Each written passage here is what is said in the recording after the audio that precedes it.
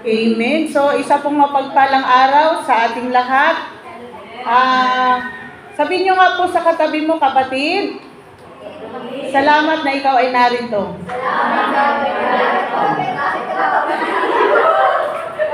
At sabihin ko rin sa sarili ko, salamat dahil ikaw ay narito din. Okay, palakpakan po natin ang Panginoon sa ating mga buhay. So, ang ating pong pag-aaralan sa umagang ito ay matatagpuan po natin sa mga ngaral, chapter 7 po, verse 4. Sinasabi po rito, mangmang ang isang taong nag-iisip ng kasayahan, ngunit matalino ang isang taong naghahanda para sa kanyang kamatayan. So tayo pong lahat ay manalangin, tayo po ay umuko at ay manalangin. Hallelujah! Salamat po aming Ama sa oras na ito, sa iyong mga banal na salita na aming pagsasaluhan sa umagang ito.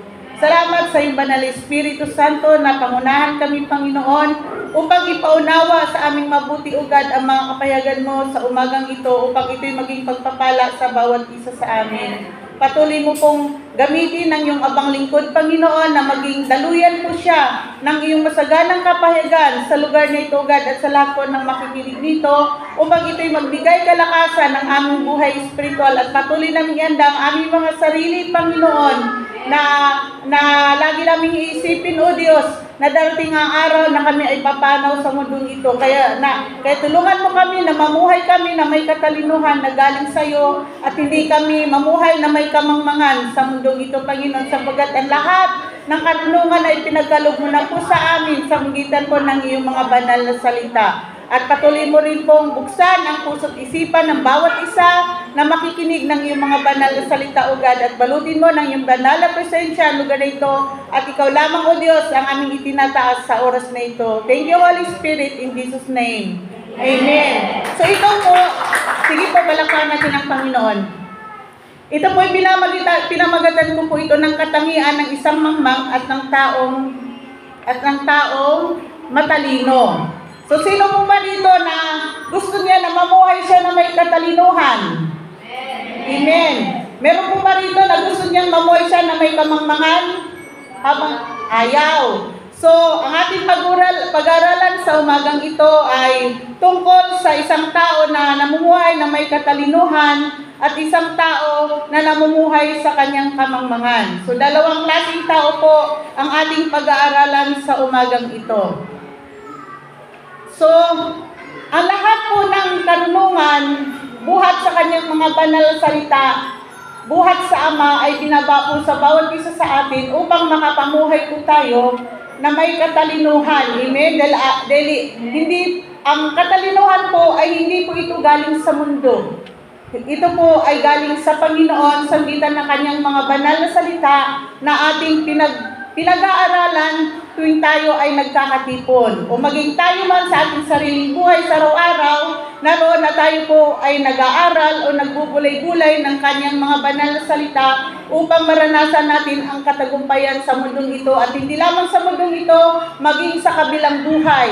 Dahil meron pong may buhay po, may pangalawang buhay na naghihintay po sa atin. Hindi lamang po natatapos ang buhay natin sa mundong ito. Kaya ang nais po ng Diyos, mamuhay po tayo ng may katalinuhan para pag tayo ay nawala sa mundong ito, maganda po ang ating pupuntahan. Amen? Kaya ang sabi nga po rito sa verse 4, mangmang isang taong nag-iisip ng kasayahan, ngunit matalino ang isang taong naghahanda para sa kanyang kamatayan. So isa pong kamangmangan sa harapan ng Diyos, nang inisip lamang ng tao ay ang kanyang sariling kasiyahan. Dibaga, may mga tao na ang kasiyahan nila ay ang mag-inom, maglasing, magsugal. Ang kasiyahan niya ay mabigyan niya ng kaligayahan o magandang buhay ang kanyang pamilya. So hindi po yung masama na tayo ay magsikap para sa ating pamilya at magsikap rin po tayo para sa ating mga sariling pangarap. Hindi po yun masama. Kailangan po natin gawin ang mga bagay na ito. So hindi lang po kalooban ng Diyos na doon na lamang umiikot ang buhay natin hanggang sa tayo ay mawala sa mundong ito. So wag po natin pababayaan yung isang bagay na mas mahalaga. Yung ang sabi po rito na sa verse 4 na isang matalino ang naghahanda para sa kanyang kamatayan. Kasi kung puro kasiyahan ang ating iniisip sa ating mga buhay, makakalimutan po natin na ang buhay natin sa mundong ito ay mayroong katapusan, may hangganan, sapagkat hindi tayo talaga rito na tunay na taga-mundo. May katapusan po ang lahat ng bagay dito sa buong mundo. Kaya hindi kalooban ng Diyos ng ating lamang isipin ay yung mga bagay na nagbibigay kasiyahan sa atin o nagbibigay kasiyahan sa mundong ito. Hindi kalooban ng Diyos na ang nais natin ay nasa mga kasiyahan tulad ng mga mayuhan, berdihan, tulad ng mga kapistahan, na kung saan ang iniisip lamang natin ay mag-enjoy tayo, mabigyan natin ng kasiyahan ng ating mga sarili. Pero nakalimutan natin na kailangan nating maghanda para sa ating kamatayan. So dapat po, kung tayo ay pumukus tayo sa mga bagay na mundong ito na may katapusan o may hangganan, masigit po sa lahat na pumukus po tayo sa ating kamatayan. Amen? Sapagkat pag namatay tayo, doon na po nagsisimula ang tunay na buhay doon sa kabilang buhay. Dalawa lamang po ang ating pupuntahan doon. Langit at impyerno. Amen po. So kung hindi tayo naging matalino at namumuhay tayo ng isang mangmang sa harapan ng Panginoon, sigurado po, sure po tayo sa impyerno. So isa po yung kalugihan sa bawat isa sa atin. So ang isa pong mangmang, ang isang tao na walang ibang iniisip kundi ang kanyang sariling kasiyahan. Sapagkat hindi lamang po tayo nabubuhay para sa mundong ito. Amen. Nilikha tayo ng Diyos para siya ating paglikuran, bigyan natin ng kasiyahan, o sa gitan ng ating paglilingkod sa Kanya, sa gitan ng paglakad natin sa mga utos na nais niyang palakaran sa bawat isa sa atin. So salamat at tayo ay narito sa lugar na ito. So ibig sabihin noon, pumunta tayo rito upang ihanda po natin ang araw ng ating kamatayan. Dahil alam natin na pag tayo sumunod sa Panginoon, tayo po ay mapapabuti tayo sa kabilang buhay. Amen po. Palakpakan po natin ang Panginoon. Ang sabi pa po sa mga ngaral, chapter 7, verse 2, mas mabuting pumunta sa bahay ng namatayan kaysa bahay na may handaan, pagkat dapat alalahanin ng buhay na siya man ay nakatakda ring mamatay. So saan mas maganda pumunta? Sa isang bahay na namatayan. Bakit? Sapagkat pag tayo ay pumunta sa isang bahay na namatayan, pag tayo pumunta ron at nakita natin yung kabaong, yung matay na nakahiga ron, ito yung nagpapaalala sa atin o gumigising sa atin na kailangan nating ihanda din ng ating sarili dahil mga minsan tayo naman ay nasa ganung kalagayan. Amen? Sapagkat maikli lang ang buhay sa mundong ito. Hindi natin alam yung oras ng ating kamatayan. Nakikita mo ngayon, mamaya wala na. Bakit? Sapagkat hindi nga po tayo tunay na taga rito. Tayo ay dayuhan lamang sa mundong ito. Kaya, mangmang sa isang tao na mas mabuti sa isang tao na pumunta sa isang bahay na mayroong bangkayan. Amen? Sapagkat kung ang lagi natin pupuntahan ay yung mga bahay na puro handaan. Kain dito, kain doon, kasiyahan dito. Ano ang mangyayari? Makakalimutan po natin na ihanda natin ang ating mga sarili. Na pagdating ng time, na pag naputol, na wala yung ating hininga, paano na ang kasasapitan natin sa kabilang buhay. Kaya huwag po natin pabayaan ang ating buhay espiritual, mga kapatid. Huwag nating busugin ang ating mga tiyan. Kung binubusog natin ang ating mga tiyan sa gitan ng mga handaan, ng mga pagkain diyan, ng masasarap na pagkain na yun naman ay mga nakaka-high blood. Di ba ka? Punta ka sa mga handaan, ano bang handa doon? Kukunti lamang po ang isda at gulay na handa doon. Karamihan ay mga karni po ang handa doon na pampabata. Bakit pampabata? Kasi hindi na tumatanda, bata pala'y natigigog na. Tinataasan na ng high blood. Naroon na, nagtaas na uric acid, nirayuman na high blood na, na-stroke na, yung iba namatay na. Di ba ga? Kaya sabi rito, mas maganda ang pumunta sa bahay na may bangkayan kaysa bahay na mayroong handaan. Kaya Kung binubusog po natin ang ating tiyan, ang ating mga mata sa mga material na bagay ng mundong ito, mas bubusugin po natin ang ating espiritu o ang ating kaluluwa sa gitan po ng mga bagay na espiritual. So, gitan itong ginagawa natin, nag-aaral tayo ng salita ng Panginoon. So, ano ba ang ating binubusog dito pag tayo pumupunta dito at nakikinig tayo ng salita ng Diyos? Sino ang binubusog natin? Yung ating espiritu, yung ating kaluluwa. So, wag nating ubusin ang ating mga buhay sa mundong ito na magbibigay kabusugan ng ating mga mata, ng ating mga tiyan, sapagkat yung ating tiyan, yung ating mga mata, yan po ay mawawala, yan po ay mamamatay kasama ng pagwala ng ating hininga.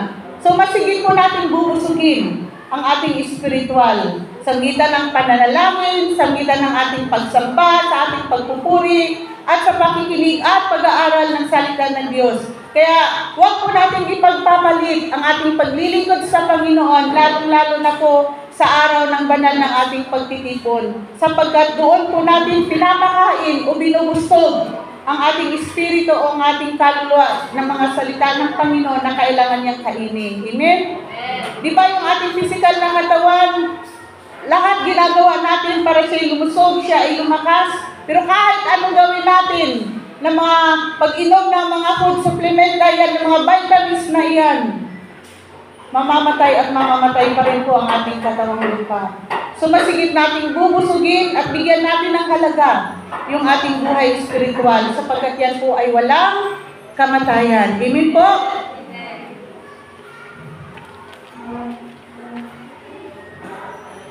Sabi po rito sa, ano po yung una po, mangmang ang isang tao na walang ibang iniisip kundi ang kasiyahan lamang niya. Ang pangalawa po ay,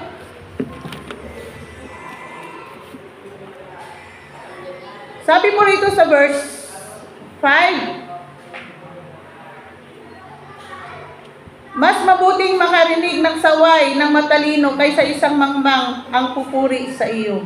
Bakit? Kasi pag yung matalino, lalo-lalo na ito ay isang mananampalataya, alam po niya ang masama at ang mabuti. Pag ito ay nagsasaway sa atin, dahil meron tayong mga maling ginagawa, sasawayin po niya tayo ng tama kung loob man na tayo ay masaktan ng kalooban, tayo man ay magalit sa Kanya. Gagamitin po niya ang salita ng Panginoon ng may karunungan para tayo ay sawayin sa ating mga maling gawa upang tayo ay maituwid ang bawat isa sa atin. Sapagkat ang isang tao na may tunay na karunungan na galing sa Diyos o may talino na galing sa Diyos, siya po ay nasasaktan o hindi siya papayag na ang kanyang mga kapatid ay gumagawa ng mga kamalian. Kaya sabi rito, mas mabuting makinig ng saway ng isang matalino. Kasi itutuwid ka niyan. Itatama po tayo niyan. Kaya pag meron ng mga kapatid na tayo ay pinagsasabihan o maging ng ating pastor dahil mali na yung ating ginagawa, di ba nasasaktan tayo, minsan tayo ay naiinis, nagagalit po tayo mga kapatid. So dapat po nating tanggapin iyon. Kasi mas maganda, mas mabuting makarinig ng saway ng matalino kaysa isang mangmang na nagpupuri sa iyo. Kasi ang isang mangmang, walang namumuhay sa kasalanan iyan. Pag ikaw ay gumagawa ng mali, pupurihin ka pa niyan. Bakit? Kasi yun din yung ginagawa niya. Mga kasalanan din ang ginagawa niya, mga kamalian din sa buhay ang ginagawa niya. Kaya matutuwa pa yun. Maring isipin niya, ay, hindi lang pala ako ang gumagawa ng ganitong kasalanan. Parehas pala kami na gumagawa ng kasalanan ito. Kaya pwedeng sabihin sa iyo ng isang mangmang na nagpupuri sa iyo, sasabihin sa iyo, Brad, galingan mo lang ha, para huwag kang mahuli. Di ba ga? Galingan natin para huwag tayong mahuli. Lalo-lalo yung mga kalalakihan na mayroong mga another woman o may mga ginagawang mali sa buhay. Sino man sa atin? Diba? Nakakita ka na ba ng isang tao makasalanan na sinasaway niya ang maling gawa ng kanyang kaibigan o ng kanyang kapwa-tao? Diba? Hindi. Bakit? Hindi niya kayang gawin yun. Dahil maging siya man ay gumagawa siya ng mga kamangmangan, mga kasamaan o kasalanan. So pupurihin niya po ang taong iyon at yun ay wala mabuting idudulot iyon kung tayo ay gumagawa ng kamalian at tayo ay pinupuri pa ng ibang tao. So, ibig sabihin nun, ang taong ito ay hindi tunay na matalino at wala siyang karunungan na galing sa ating Panginoon. Amen? Sabi rito, sa ano na po tayo? Ang pangatlo po, sabi po rito sa verse 7, ang matalinong nandaya ay para na ring mangmang. So, isang mangmang din po sa harapan ng Diyos, ang isang matalino, pero siya ay nandadaya sa kanyang kapwa. Sabi po rito, ang suhol ay sumisira sa dangal ng tao. So, ang isang tao, kahit ito ay isang matalino siya sa mga bagay na mundong ito, at maaaring ang taong ito ay may mataas na kinalalagyan. Kung halimbawa siya man ay isang magaling na abogado, o isang magaling na doktor, o isang magaling na presidente sa isang bansa, ngunit kung ito naman ay nandadaya, ito rin po ay kamangmangan sa harapan ng Panginoon. Amen? Kaya ang katalinuhan po sa mundong ito ay kamangmangan sa harapan ng ating Diyos. Kaya nasabi niya sa ibang talata ng Biblia, na maraming matalino sa mundong ito, ngunit sila ay mangmang sa harapan ng Panginoon. Bakit? Sapagkat hindi nila alam ang mga utos ng Diyos, hindi nila alam ang katwiran ng Panginoon para ito'y kanilang ipamuhay upang makita talaga sa kanila na sila ay may tunay na katalinuhan. Amen? Kasi ang katalinuhan na galing sa Panginoon, ito po ay hindi natin makukuha sa magagaling na paaralan sa mundong ito. Kahit sinabing ang pinakamagaling na paaralan sa mundong ito ay nasa ganitong bansa, kahit pumunta ka pa doon, kung yan ay hindi yan nagtuturo ng salita ng Diyos, karunungan ng mundo ang ihasik sa ating mga isipan. At pagkarunungan ng mundo, ito ay kamangmangan sa harapan ng Diyos, sapagkat maraming taong matatalino, pero hindi po ito makita sa kanilang mga boy, sapagkat sila ay nanlalamang sa kanilang mga kapwa. Sila ay nandadaya sa kanilang kapwa. Di ba? Kaya maraming mga hustisya na hindi nabibigyan ng katarungan sapagkat mayroong mga tao na may kapangyarihan na inaabuso nila yung kapangyarihan o yung karunungan na ibinigay sa kanila ng Panginoon sa mundong ito. Sila ay binabayaran. Di ba? Kaya maraming mga hustisya na hindi nabigyan ng katarungan sapagkat sila ay nasusuhulan ng pera. At ito po ay isang kamangmangan sa harapan ng Panginoon. Mas mabuti pa na salap tayo sa karunungan ng mundong ito, ngunit tayo naman ay matalino sa harapan ng Diyos. Bakit? Sapagkat sinusunod natin ang salita ng Diyos, dahil pinag-aaralan natin ang salita ng Diyos, ito isinapuso natin, isinaisip natin, at dahil doon, ito'y ating sinusunod. Ito'y ating pinaninindigan at dahil doon, daig pa natin ang matatalino sa mundong ito. Amen? Palakpakan po natin ang Panginoon. Sapagkat sigurado po ng lahat ng ating gagawin o desisyon na gagawin natin ay matuwid po sa harapan ng ating Panginoon. Hindi po tayo gagawa ng anumang bagay na ito ay lumalabag sa mga utos ng Diyos. Sapagkat ang tunay na karunungan, ito ay nagsisimula kung tayo ay may banal na pagkatakot sa Panginoon. Kasi kung wala tayong banal na takot sa Diyos, ang gagawin na po nating Diyos ang ating mga sarili. Di ba napabalita natin yung mga balita ngayon? Yung nangyari sa mga magsasabong.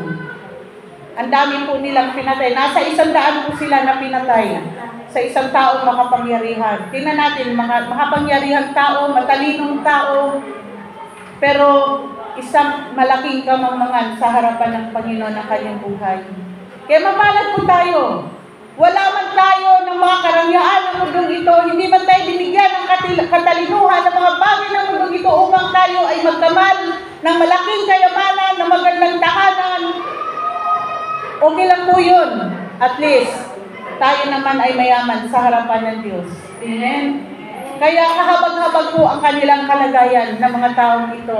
Na bagamat sila ay kinikilalang matalino sa mundong ito, ngunit sila naman ay karumal-dumal ang mga ginagawa. Hindi po yun kalugod-lugod sa Panginoon. At hindi po nila inihanda ang kanilang sarili upang maging matalino, upang paghandaan nila ang pagdating ng kanilang kamatayan. Bakit? Sapagkat hindi nila inaayos ang kanilang buhay. Inabuso nila kung anong mayroon sila na kapangyarihan o karunungan na mayroon sila sa mundong ito.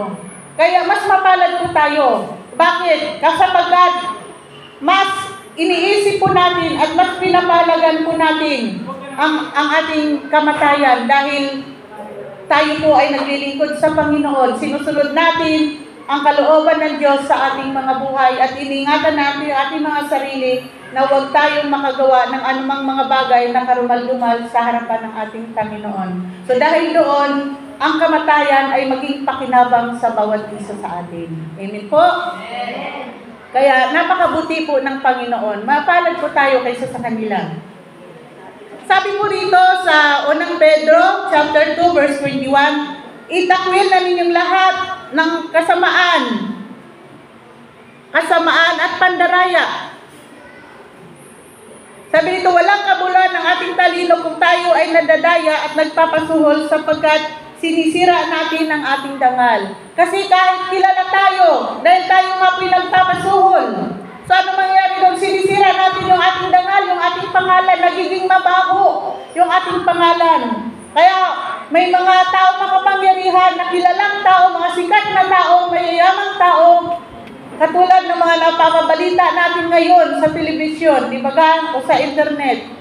Mao nga, meron sila ng mga gandang bagay, meron silang kayamanan, meron silang karunungan o katalinuhan, pero anong nangyari sa kanilang pangalan? Naging mabaho ang kanilang pangalan. Nawalan sila ng dangal dahil sa mga mali nilang ginagawa, lalong-lalo na po yung mga taong sinusuhulan. At pag ito ay nalaman ng mga tao, masama na po ang tingin sa kanila ng mga tao at hindi na po sila pagkakatiwala ng tao. At anong sasabihin, lalong-lalo na po ng mga mananampalataya, sayang ang taong ito. Inabuso niya yung karunungan at kapangyarihan na meron siya sa pagitan lamang ng pagsusuhol. Kaya maraming naging kaawa-awa na mga tao na hindi nabigyan ng katarungan ng dahil po sa suhol. Amen po.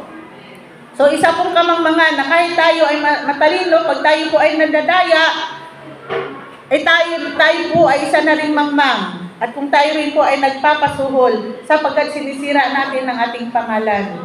So wag po nating sirain ang ating pangalan. Amen? Kasi sayang yung anumang bagay na kinalalagyan natin na ating kinatatayon kung tayo ay nagpapasuhol sapagkat sinisira po natin ang ating dangal. Verse 9, sabi po rito sa verse 9, pag-aralan mong magpigil sa sarili, mamang lamang ang nagtatanim ng galit. Anong sabi? So ang isang tao na hindi marunong magpigil sa sarili ay inihatulad din po sa isang mangmang. Kaya kailangan matuto tayong magpigil sa ating sarili. Kahit gusto na nating magmura, gusto na nating makipag-away, naroon na kinokontrol natin ang ating mga sarili. Hindi yun lagi na lang tayong pinapairal natin yung ating galit, yung init ng ating mga ulo. Sapagkat pag ginagawa natin iyon, laging kaguluhan ang nangyayari sa ating mga buhay kung hindi tayo marunong magpigil sa sarili. Diba? Tulad sa ating tahanan, sa mag-asawa, pag laging mainit ang mga ulo, hindi marunong magpigil sa sarili, laging bangayan iyan. Di ba ga? O ba't may nagtatawa doon sa likuran? May tinatamaan. Kaya kailangan po nating mag-control sa ating mga sarili sapagkat kasama po yan sa bunga ng Holy Spirit, pagpipigil sa sarili yung siyam na bunga ng Holy Spirit, pagpipigil sa sarili. Kaya pag galit ka na sa anak mo, sa asawa mo, sa kapitbahay mo, kahit sino pa man tao, lagi mong iisipin, pagpipigil sa sarili. O Annabel, huwag kang magalit, magpigil ka sa sarili mo. Dahil pag ikaw ay laging nagagalit, ikaw ay isang mangmang na rin. Wala ka nang pinagkaiba sa isang taong mangmang. Amen? Sapagat, ang sabi mo sa ibang talata ng Biblia, pag tayo nagagalit, anong sabi? Pumasok ka sa kwarto mo at ikaw ay manalangin. Bakit? Pag tayo nanalangin, igagay po tayo ng Holy Spirit kung paano natin tugunan ng tama yung mga bagay na kagalit-galit na nararanasan natin sa ating buhay. Sapagkat kung lagi natin pairalin ang ating sarili, pag ikaw ay sinigawan, sumigaw ka din, sisingalan mo rin, pag minura ka, minura mo rin, anong mangyayari Panginoon, pare-parehas na kayong mangmang sa harapan ng Panginoon. At kahiya-hiya po ang ating tahanan kung lagi na lang sigawan, lagi na lang iringan, lagi na lang pagmumurahan ang nangyayari. Ano mangyayari noon? Maraming pagpapala ang mawawala sapagkat sabi ng Lord, hindi siya nanahan sa isang magulong tahanan. O kahit dito sa loob ng iglesia, meron tayong kahinaan ng bawat isa. Pag minsan naiinis ka sa kapatid mo. Pero sabi ng Panginoon, mangmang ang tao na hindi marunong magpigil sa sarili. So kailangan mo pigilan ang sarili mo upang maging matalino ka sa harapan ng Diyos at hindi tayo matulad sa isang mangmang. Kailangan laging pagpipigil sa sarili. Kaya ang sabi rito, pag-aralan mo magpigil sa sarili. Mahirap magpigil sa sarili, di ba ka? Pag ikaw ay nagagalit, lalo na pag mga anak natin yun, pasisipag sa bahay, inuutosan mong magligpit, wait! At busy sa cellphone. Magwalis ka, wait! Puro wait na lang ay sinasagot. Kaya pag minsan nayayamot ka na sa anak mo, nasisigawan mo na yung anak mo. Amen? Kaya lagi po na sa araw-araw ng ating buhay, pagising natin, Holy Spirit, i-guide mo ang puso at isipan ko, kalooban damdamin ko, kontrolin mo, dominahan mo ito. Para ang kaaway hindi makasingit sa aking buhay at walang kaguluhan na mangyayari. Ano man yung maranasan mo sa buong araw na iyon. Minsan din natin alam yung mga nangyayari biglaan na lang. Mayroon ng hindi pagkakaunawaan. So kung lagi tayong nanalangin na i-guide ng Holy Spirit, para tayo ay puspusin ng pagpipigil sa sarili, ay makukontrol po natin yon sa tulong ng Banal Espiritu Santo. Kaya sabi rito, mangmang lamang ang nagtatanim ng galit. So isa pang kamangmangan, yung tayo magkaroon ng galit sa ating mga puso. Hello? So dapat marunong po tayo magpatawad kung hindi man ngayon lagi nating hingin sa Panginoon. Pag nararamdaman mo pa yung galit mo sa puso mo, sa kapwa mo, o sa kanino pa mang tao, o sa asawa mo, lagi po nating hingin sa Panginoon, Lord, biyaan mo po ako na mapatawad ko na po ang taong ito sapagkat kamangmangan sa iyong harapan ang magkaroon ng galit sa ating mga puso. Amen? Bakit? Sapagkat ikaw po ang malulugi doon. Ikaw din ang mahirapan noon. Parang ang may tinik na nakatusok sa puso mo. Na pag naalala mo yung mga nangyari sa'yo na kahit magtambling-tambling ka, hindi mo na yun mabago. Nangyari na yun. Yung tao na nakasakit sa'yo, baka yun ay humingi na ng tawad sa Panginoon at pinagsisihan niya yung nagawa niyang kasalanan sa'yo. Pero tayo, hindi pa natin mapatawad-tawad ang taong ito. So ano ang mangyari? Tayo rin po ang mahirapan. Maghihirap ang ating kalooban. Tayo ay maiinis sa taong iyon. At ang sabi ng Panginoon, ang hindi nagpapatawad sa lupa ay hindi ko rin patatawarin sa langit. So, sino ang lugi doon? Tayo! Tayo ang lugi doon. Kaya tayo ay maging isang mangmang din kung tayo ay magkaroon ng galit sa ating mga puso. Tayo ang mahirapan. Ikaw magdadala ng kabigatang iyon. Tapos na yun, nangyari na yun. Wala nang, kahit anong gawin natin, hindi na magbago yun. So, ang kailangan lang, magpatawad tayo at kalimutan natin ang mga bagay na iyon. Amen? Kasi lahat naman tayo ay nagkakamali. Lahat tayo ay nagkakasala. So, kailangan natin lagi tayong magpatawad. Ano sabi ng Panginoon? 7 beses. Lord, pag nagkasala ba ang aking kapatid, ilang beses ko siyang patawarin? 7 beses ba? Ano sabi ng Panginoon? 77 beses mong patawarin ang iyong kapwa. So, ibig sabihin nun, lagi tayong nagpapatawad. Di ba? Ang Diyos lagi nagpapatawad sa atin. Kaya kung lagi tayo nagpapatawad, ibig sabihin na yun, tayo ay naging isang matalinong tao at inihanda natin ang ating sarili sa pagharap ng ating kamatayan. Alam natin na pag tayo namatay, binawi ang ating buhay sa mundong ito, nawalan ka ng hininga, alam mo na ikaw ay papasukin sa harian ng Diyos sapagkat ikaw ay marunong magpatawad. Amen? Kaya, mga kapatid, lagi tayong magpatawad. Sabi rito, ang sabi sa Kawikaan 29 verse 22, ang taong magagalitin ay laging napasok sa gulo, laging nakikipag-away dahil sa init ng ulo. Sino ba rito ang tao na may litero ng ang ulo na hindi niya naranasan ang magkaroon ng kaaway? Di ba? Wala. Lahat ng tao may litero ng ulo laging nakikipag-away. laging napapasadlak sa away. Bakit?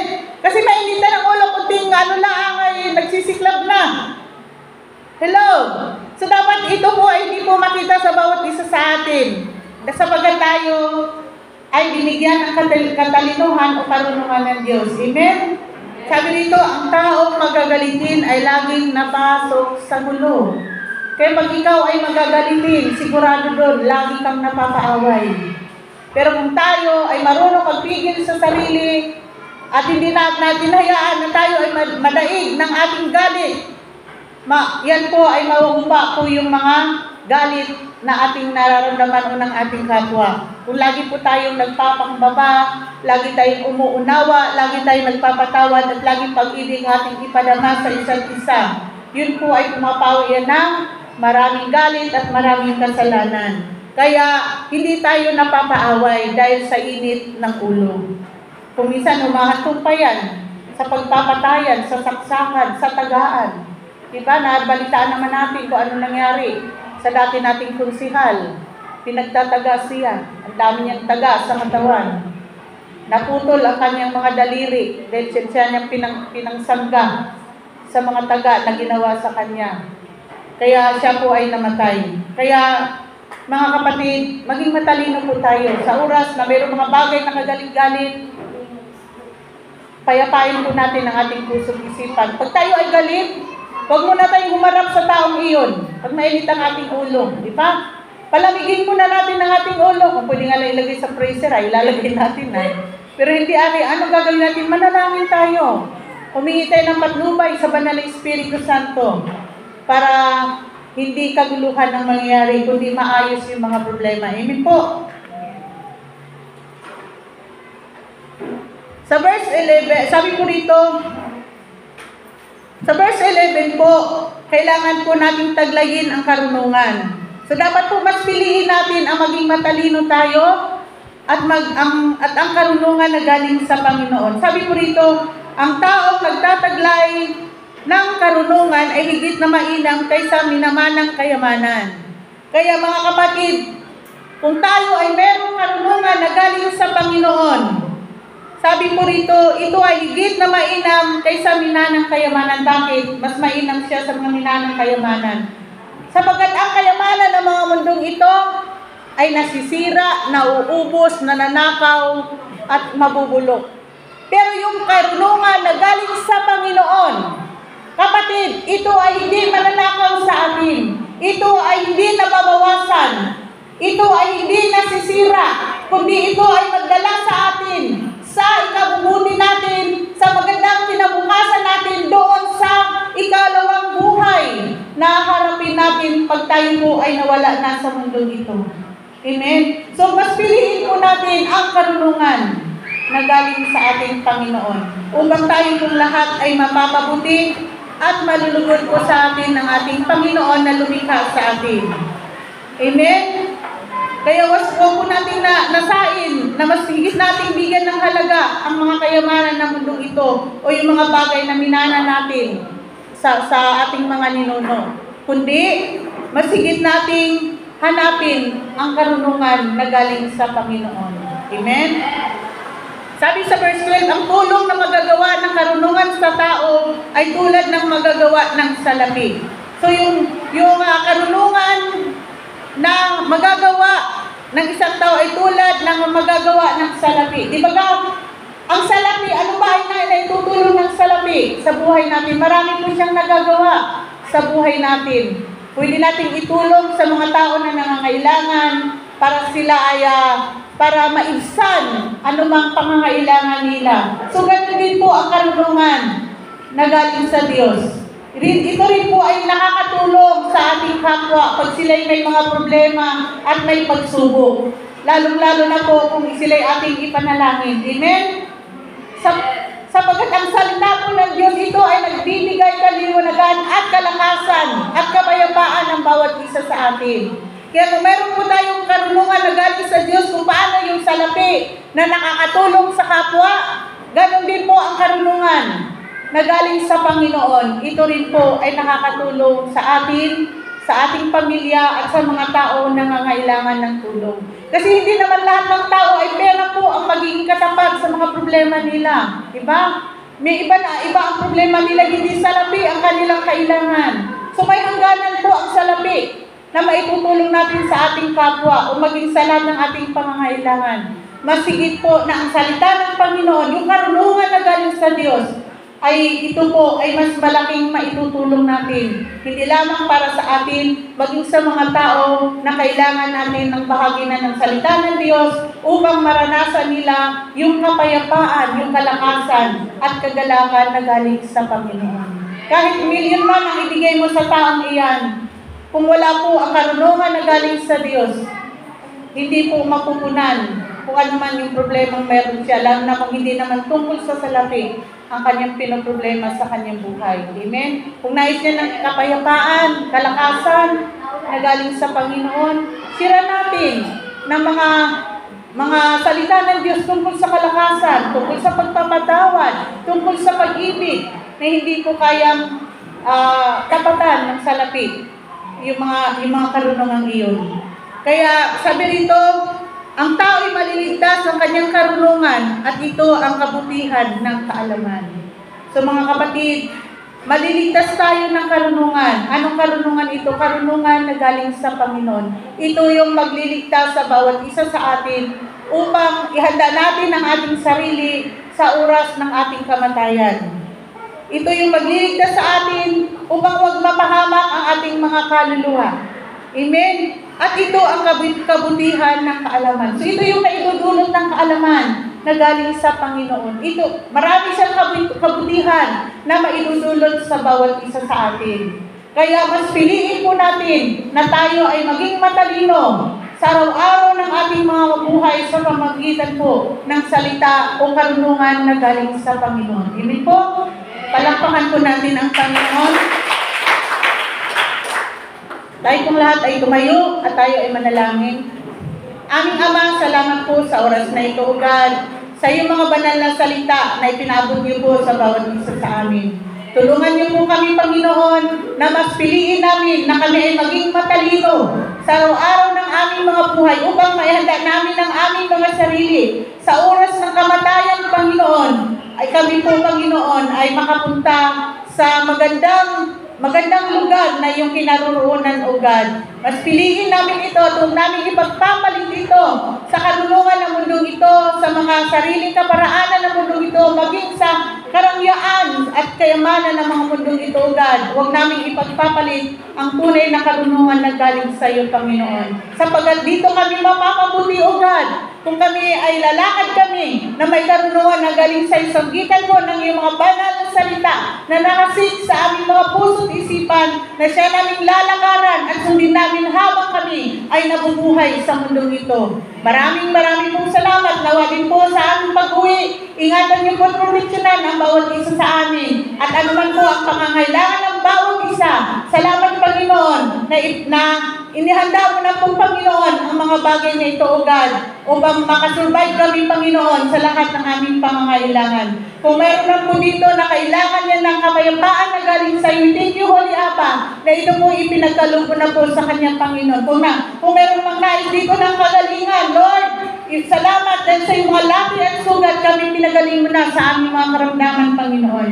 Salamat po sa mga karunungan ito na pinagkaloob mo sa amin, O God, na hindi nga po kayang tapatan ng anumang karangyaan o kayamanan ang tunay na karunungan na galing sa iyo. At tulungan mo kami na lakaran namin ito, O God, sa araw-araw ng aming mga buhay. Salamat po.